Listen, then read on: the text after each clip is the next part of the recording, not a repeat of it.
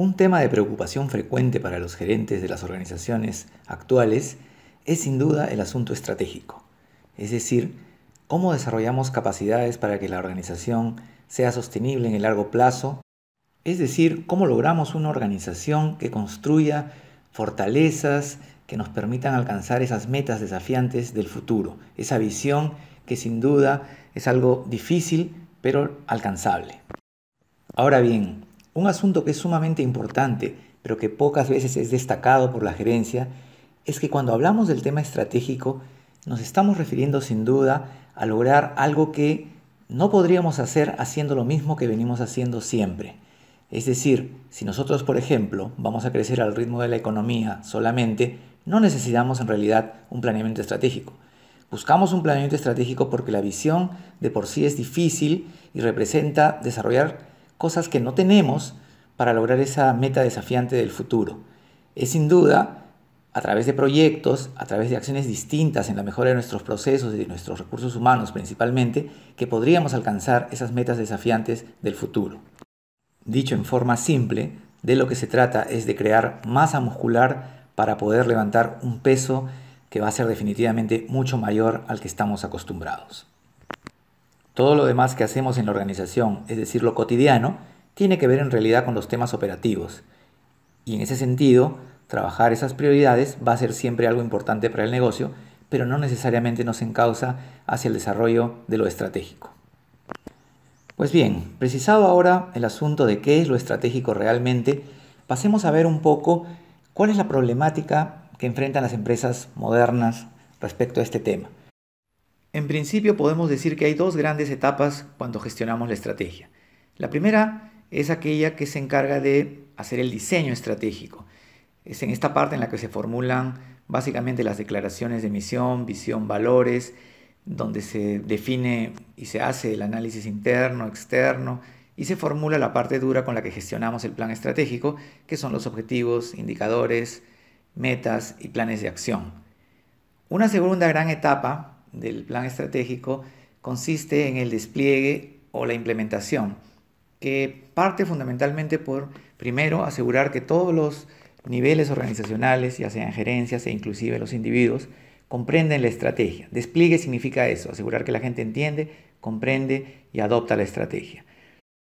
Para desplegar la estrategia, usualmente lo que se hace es replicar todo este proceso de objetivos, indicadores, metas y planes de acción a nivel primero de las unidades y luego a nivel de los individuos. ¿Qué es lo que buscamos? Dicho de otra manera, es asegurarnos que todos los individuos y las áreas de la organización comprendan cuál es su contribución específica a la estrategia y qué es lo que tienen que hacer en concreto para apoyar la estrategia en la dirección correcta. Pues bien, dicho esto, ¿qué es lo que se ha aprendido en los últimos 30 o 40 años respecto a gestión estratégica? ¿Qué es lo que suele fallar? ¿Qué es lo que funciona?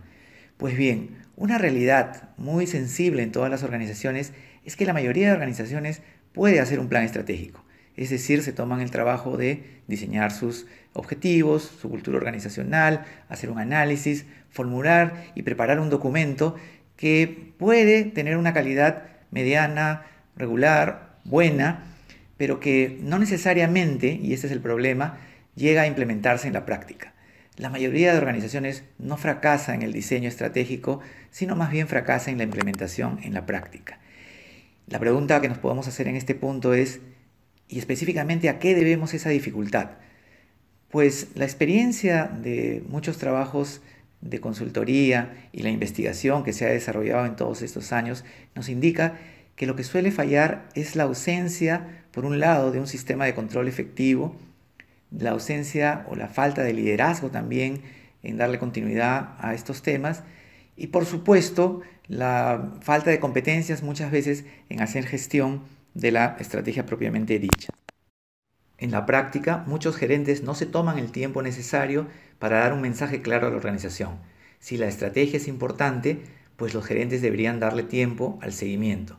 Y ese seguimiento implica tener reuniones sobre una base sistemática para revisar básicamente dos cosas: indicadores y planes de acción.